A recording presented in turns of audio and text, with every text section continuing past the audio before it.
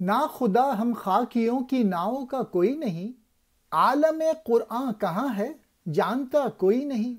وہ جہاں تو ہے تیرے سینے کے اندر گم ہنوز، اس کو افشا کے لیے ہے انتظار قم ہنوز۔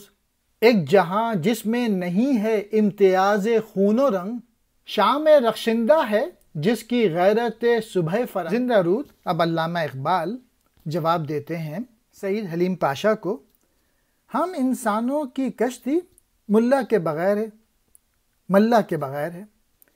کسی کو یہ خبر نہیں کہ قرآن کریم کا جہاں کہاں ہے۔ زندہ رود یہ علامہ اقبال کی بات سن کے اب اغوانی جواب دیتے ہیں، کیونکہ زندہ رود نے پوچھا تھا کہ عالم قرآن کہاں ہے، تو اغوانی کہتے ہیں وہ ایک ایسا جہاں ہے جو ابھی تک ہمارے سینوں میں گم ہے، اور وہ ایسا جہاں ہے جو ابھی تک قم کے انتظار میں ہے۔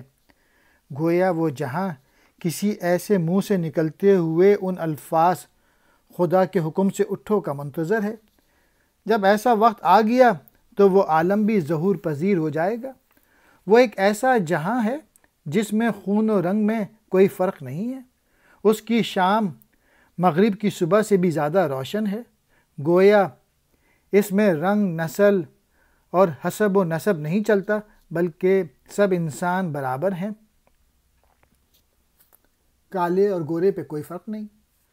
قم قم باذ اللہ، اللہ کے حکم سے اٹھ، سلاطین جمع سلطان آقا۔